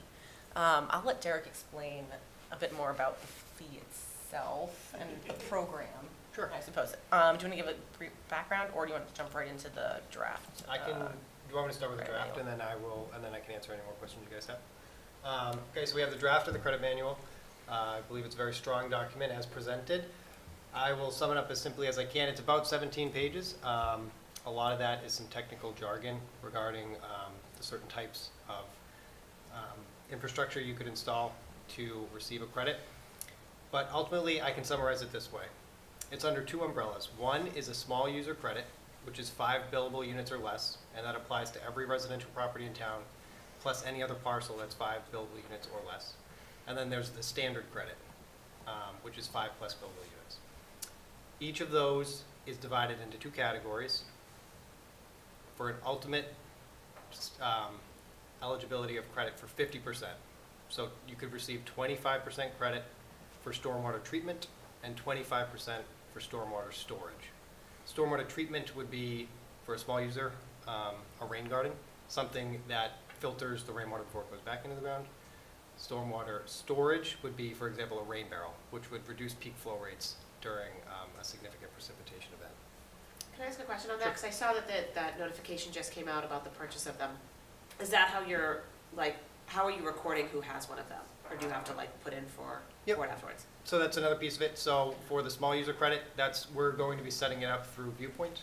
It's going to be annually. You're going to have to apply for it. And the reason that it's going to be annually is because we will need to come out and check and make sure it's still hooked up, quite simply. We want to make sure that if we're giving the credit for something, that that it's appropriate. Is there a cost per rainbow barrel, or are they free? No, there is a cost. The town has been partnering with the Great American Rain Barrel for 4.5 years. Our spring program is currently open now. The rain barrels on average are about $79 a barrel. Usually they're about $140, so we do get a discounted price through the Great American Rain Barrel.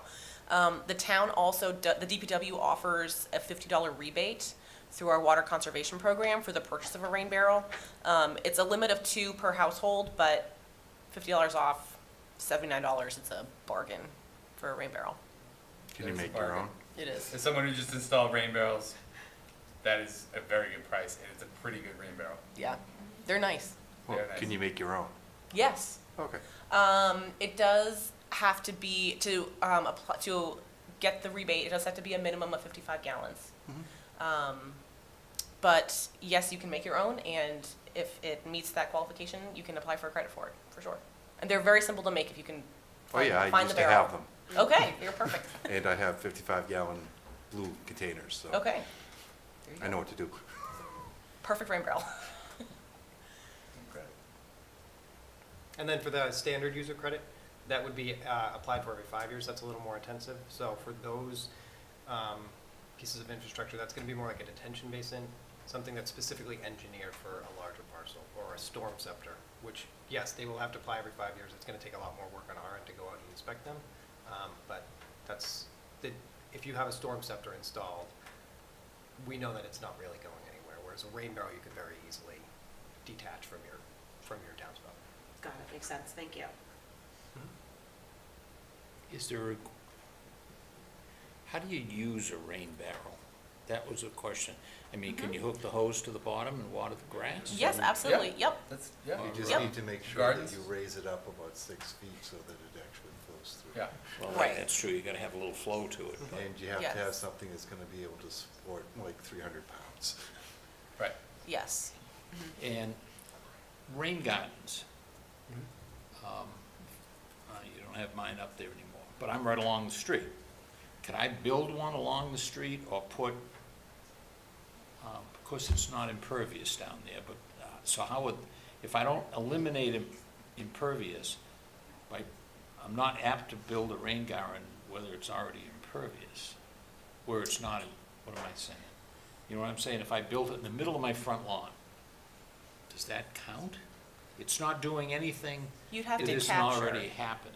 You'd have to capture runoff from something. Capture runoff.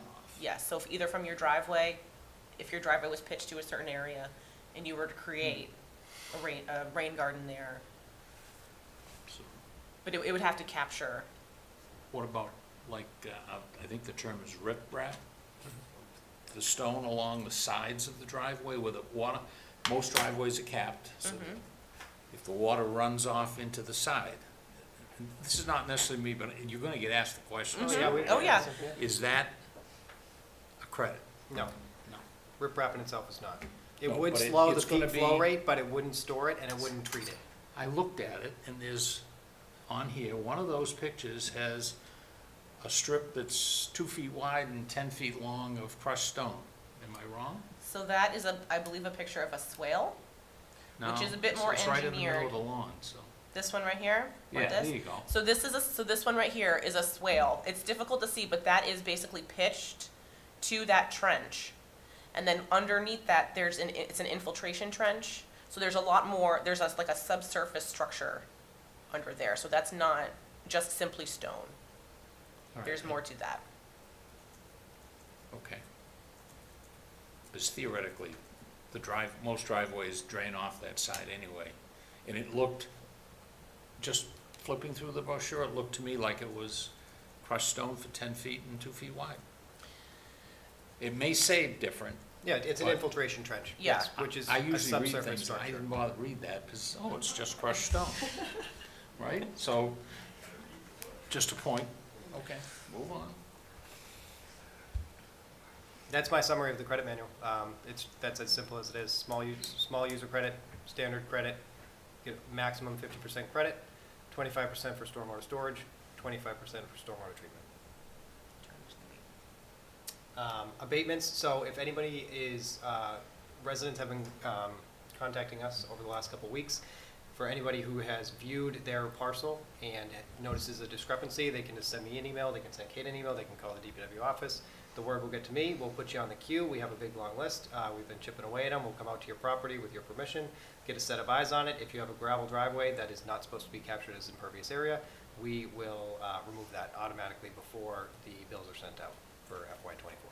Same thing goes for structures that you might not have anymore. If there's a shed that used to be on your property that has been taken down within the last year or since the impervious area layer was created, which was in 2019, then we'll go in, we'll confirm in the field, and we'll remove that too. So we understand that the data is not perfect, and if there are issues that need to happen now, we can take care of that now. Once the utility is officially in place, you can still file for an abatement, which is essentially the same process.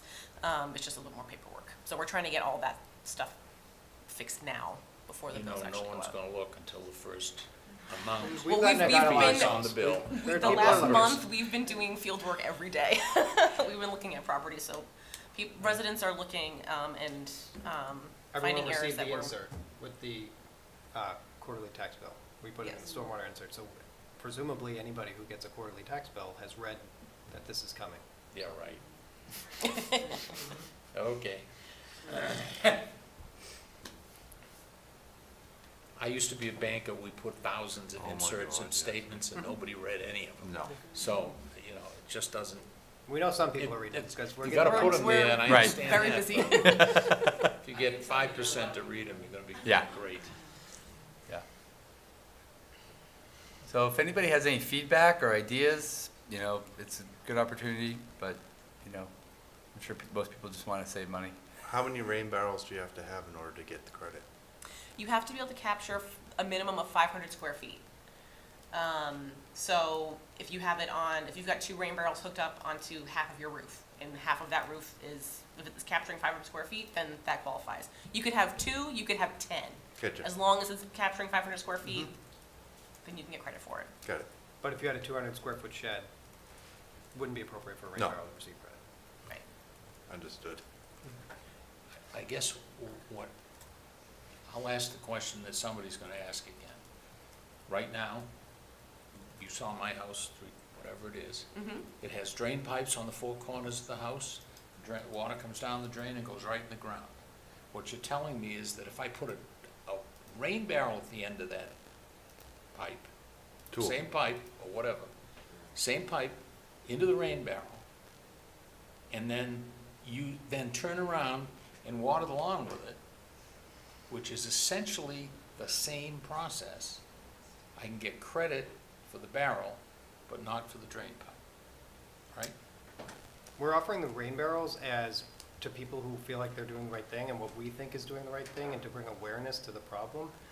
What we found is that there's a group of people, and a large group of people, who care about the environment and care about these nature-based solutions to a very complicated problem. I understand that, but I also know that every time somebody proposes a building here, they say, you can't do it because we don't have enough water. And that's because they don't listen to Brutus say that it isn't the water supply, it's the restriction from the heat. No one's, no, I'm sorry, maybe I'm a skeptic, but not of this, of getting people to read things. That's all.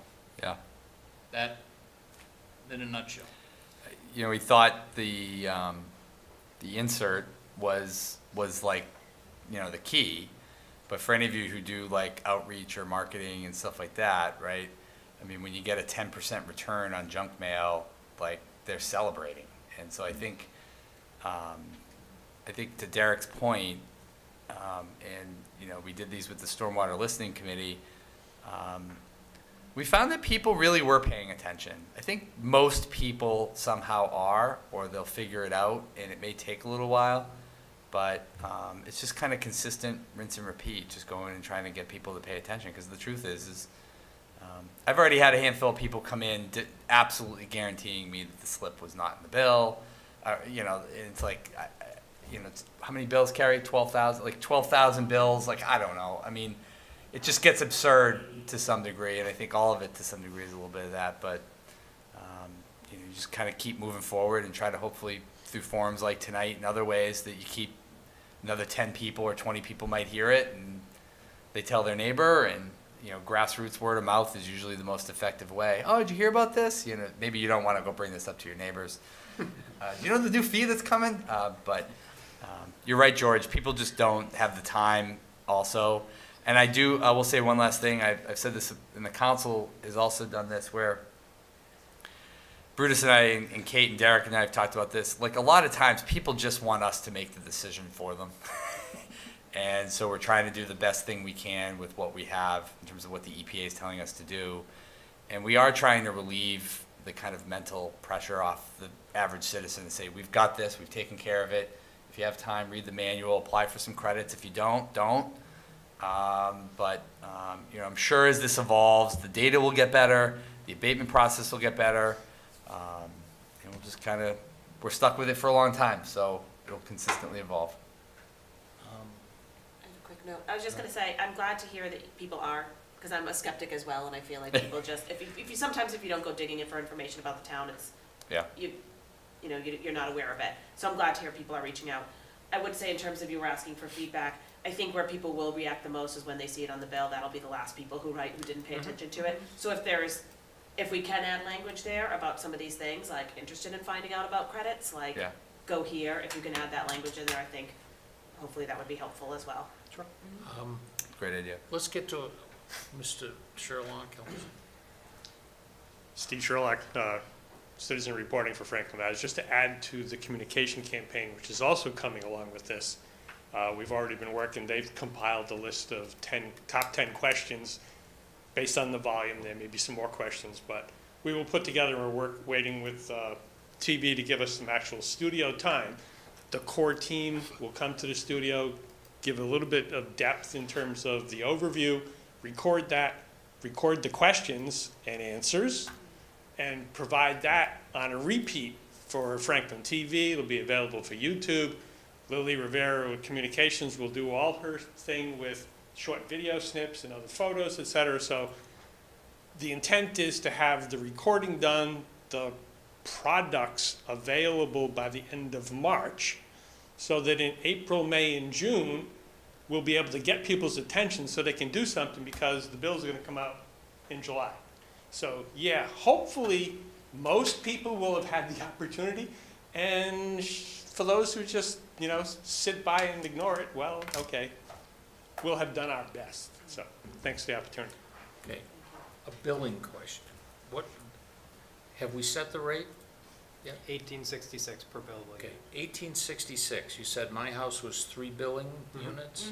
So it's $56 below a year. 1,000, so if the house had 3,900 square feet, it's 3 still? No, it's 4,000. So it rounds. It's natural rounding, yeah. Starting at 3,500. So So 200. 3,501 is 4,000, 3,499 is 3,000. Okay, that's gonna be a confusion point too. And, so let's look for ease, $20. So it's $60 a year? Or Yes. a quarter? A year.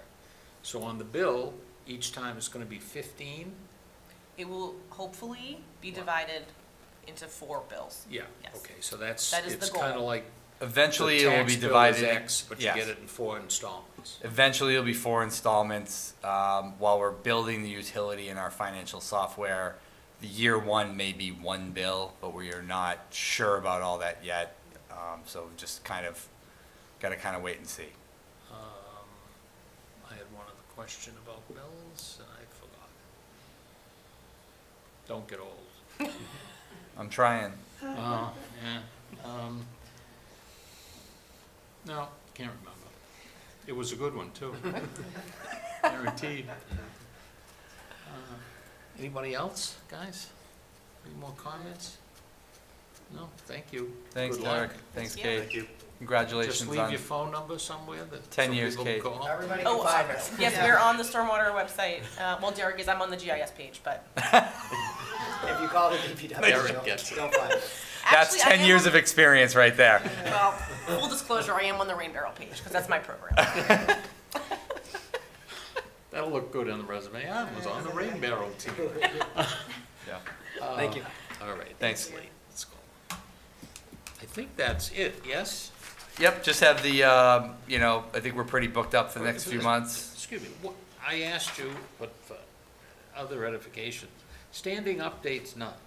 I had never seen standing updates. It was on the last meeting. We just did it Well, then because it didn't- there was like I put the governor's letter, I put the stabilization account update, there was like some standing announcements. And I at one point on the agenda, there was like 4 things and I went, I'm not gonna just agenda item, so I just put them under standing updates. Okay. And then I was like, the only one I have is the stabilization accounts, and I was like, we just went over those last month, so I just moved on.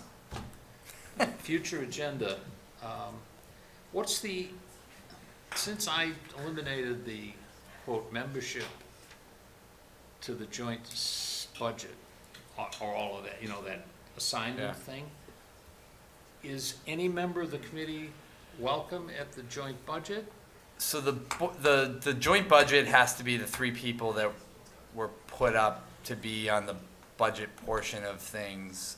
There has to be 3 members that are picked because the committee is 10 members, 4 counselors, 3 FinCom, and 3 school committee. So anyone can attend, Okay, but there's only. but there's got to be people. 3 people to deliberate.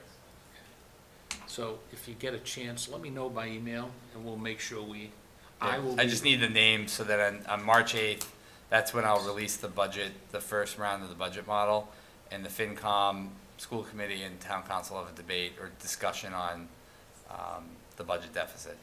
It's an interesting meeting, so. But at some point, I have haven't to had one in a limit it at 3 because if you start getting into 4, then all of a sudden, then the quorum issues start kicking in. That's why the other boards have that same number. If we just haven't had one in what, 2 years or more? Yeah, we had one last year. They want to meet more, but we can't find dates on people's calendars to be able to meet because everyone wants to meet, but we're booked for meetings. Well, we'll figure it out. George, I'm gonna let you call each member or email, member to reply to all, and then, and maybe I'll go back and look at the list. We might have taken it off the We website. will figure it out before And March. just send me an email so that everybody knows who's gonna go and so I can, okay? Thank you. Yep. Just a heads up. The May budget hearings are perhaps the 4 most important meetings we do all year. So Yep. think ahead. Do you have the dates off the top of your head? Yep, they were on the calendar. They're on the calendar. Look on the calendar and just try to make sure that you are available. most of the time, we end up with only 3. We'll do that probably again. Yeah, there's 4 set, but I would like not to have to come up short. That's Right. all. Those are important. What time is it usually? They're usually 7 to 9. hang on. Yeah, it depends on the department. School department's gonna take a long time.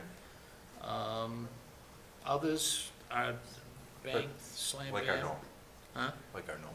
Yeah, Yeah, exactly. they're not gonna go, they're not gonna be 10 o'clock meetings, I don't think. Currently scheduled for the 8th through the 11th. Yep. 8th through the 11th, Yeah. okay. But just put those down as through important. Thursday. You ought to be here. Monday through Thursday, and then real short. Yeah, they typically, we haven't gotten to all 4 yet, at least in the last few years that I remember. We did four meetings maybe 4 years ago. We trimmed it down to 3 by putting DPW into public safety that night. Yeah, so I just wanted to make that point. I'll send out an email on the budget one. And community preservation next month? I mean, In April. April. Yep. April, okay. Anything else, guys? Motion to adjourn? Second. All those in favor? Aye. We are adjourned.